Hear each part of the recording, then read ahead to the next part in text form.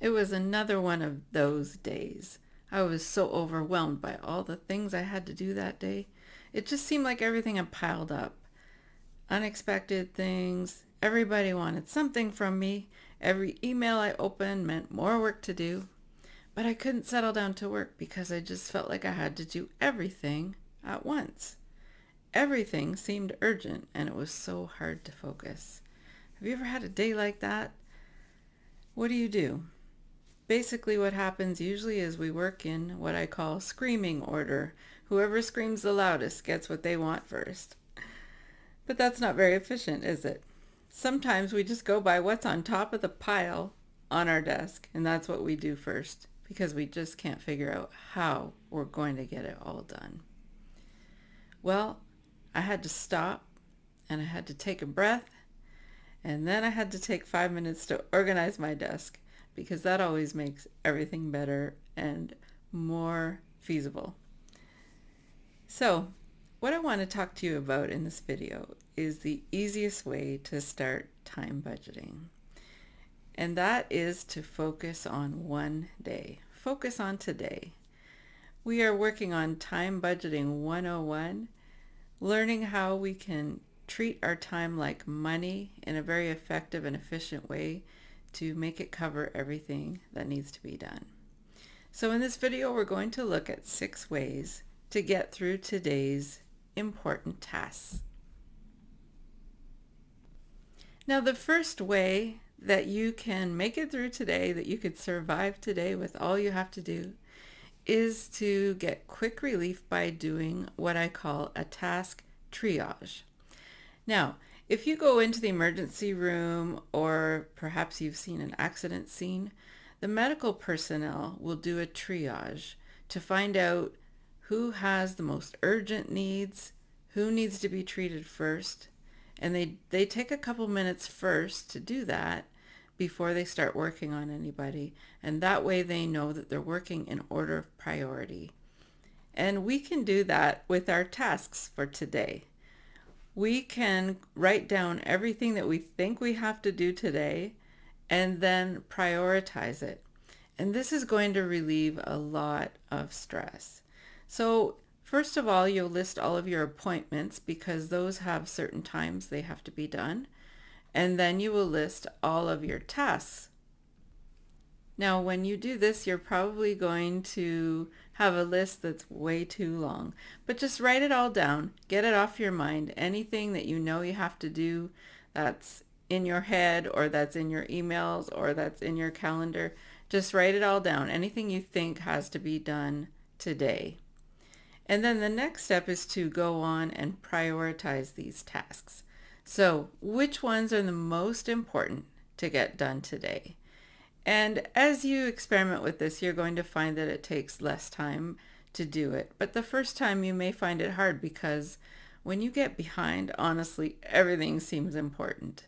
But what you want to look at here are deadlines and also urgency and how much of a difference is it going to make if I finish this task? How important is it that I actually finish it today? These are the kind of questions you want to ask as you're prioritizing your list of tasks. So you're doing a task triage to get quick relief from that feeling of overwhelm. You're going to list everything and then prioritize it. The second way to survive today's overwhelm is to think of your calendar as an envelope system. Now, perhaps you've heard of this concept for budgeting your finances, using envelopes for cash so that you don't overspend. And, eventually you learn to do this electronically, but it can be helpful at the beginning and it can be helpful for kids, especially if you give them different envelopes. They put a certain amount of money in each one. And when that envelope is empty, then they have to stop spending for that category until more money is put in. And so it's the same as adults. We have a certain amount of money maybe for eating out. And when that's gone, we have to stop eating out until we could put more money in that category. We can't have a deficit, otherwise we're going to go into debt. And so if we think of our calendar as kind of an envelope system, then each envelope would be a time slot on our calendar. And so if you're looking at the number of hours you are able to work today, then that shows you how many 1 hour time slots you have. And so you might have some projects that need a 2 hour time slot, or three, maybe even four. And you might have some that are smaller that you could put two slots in 1 hour, two tasks in 1 hour. And so this is a way that we can apply financial management principles to our time management issues. We can think of our calendar as an envelope system. So each hour is going to be available for something until we put something in there, like an appointment or a project or a task. And if we fill too many slots, what will happen is we'll end up working later than we planned. We don't want that to happen, so we have to look at this very carefully. The third way to get through today's tasks is to identify what tasks are flexible and which ones are what we will call fixed. Now we use this with budgeting. We have fixed expenses. That just means they're a certain amount every month. So your rent, your utility bill, other things you have like car insurance, a car payment.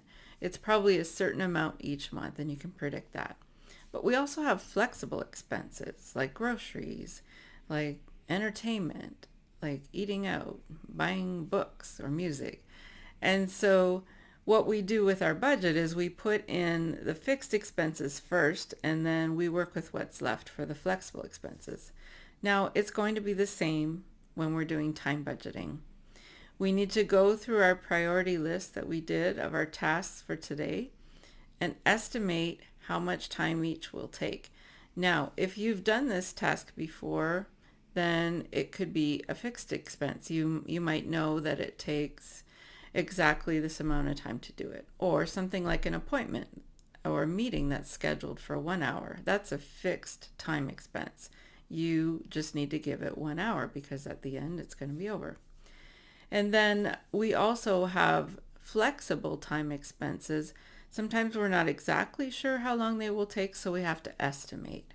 And so in doing that, you could take another look at the list you made and how you prioritize your tasks for today and ask yourself again, what is absolutely crucial that I accomplish today and what could be done later? And so as you go further through the day, maybe you get to the afternoon and you're going to be a little more specific about this. Maybe in the morning you thought everything was crucial, but as it gets down to where you only have a few hours left, you might say, well, actually that could wait till tomorrow. And it's all about making decisions about how we're going to use our time. The fourth way to help you survive today's overwhelming task list is to leave enough margin.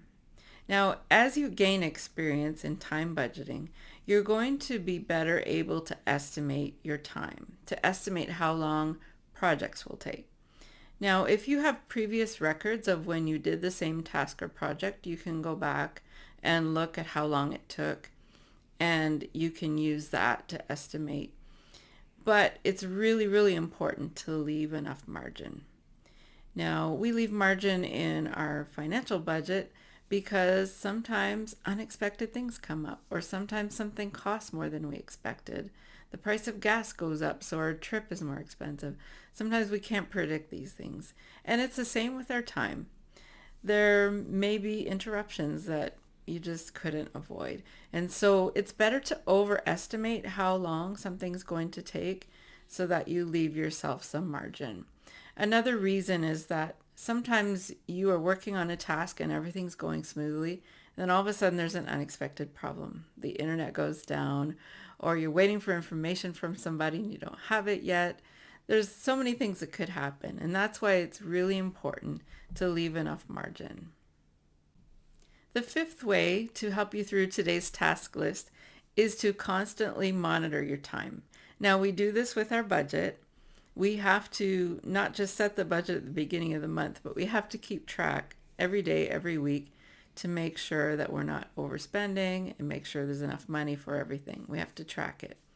And so we do the same with our time. Throughout the day, we can watch our time slots to make sure we're not going over the amount of time we budgeted for certain tasks. And if we have to, because we didn't leave enough margin, then we've got to remove a lower priority item for that day. And this happens with money. If you spend too much on groceries, you're going to have to spend less on coffee or restaurants. It's the same principle in time budgeting. And so we just want to keep an eye on it and not get so wrapped up in what we're doing that we accidentally spend the whole day on one task when there are others that absolutely have to be accomplished that day. So we just have to monitor our time. And then the sixth way to help you through today's overwhelm is to think about the difference between time budgeting and time blocking. Time budgeting actually goes beyond time blocking because you're going to figure out how long specific tasks will take. So with time blocking, you might just say, well, I'm going to block off the morning for phone calls, or I'm going to block off 2 hours for this project. But is that enough? I think we're missing some important details there. And so when we go beyond time blocking and we actually get into time budgeting, we are going to figure out how long something's going to take, add some margin, of course, and then we're going to budget that time, not just block off a general amount of time, but we're going to actually budget the time. And so in our financial budget, we also have the issue of cash flow. You might think, I get paid at the end of the month and there's enough there to cover all my bills. But the problem is some of the bills might have been due before the end of the month. Some were due on the 10th or the 15th or the 20th. So you have a cash flow problem. It's the same with time budgeting. You have deadlines and you might think, well, I have 120 hours this month to work on projects. But what if 60 of that is due in the first week because there's a deadline? Then you have what we call a cash flow problem, but with your time. So we need to go beyond just time blocking and actually get into time budgeting. So in this video, we've looked at 6 ways to help you get through today's important tasks. Number 1, do a task triage. Number 2, think of your calendar as an envelope system where each envelope is a time slot. And number 3, identify your fixed time expenses and your flexible time expenses. Number 4, make sure you leave enough margin. Number 5, constantly monitor your time just like you do your money. And then number 6, go beyond time blocking into time budgeting. So I have a question for you. Do you think these tips are going to help you keep your work from spilling over into your personal time? Feel free to comment below. Are these tips going to help you keep your work from spilling over into your personal time? Be sure to get your free task triage sheet by clicking the link below in the comments. And stay tuned for more videos in this series where we're going to dig into each of the principles we talked about in this video and discuss some very practical applications for each of them.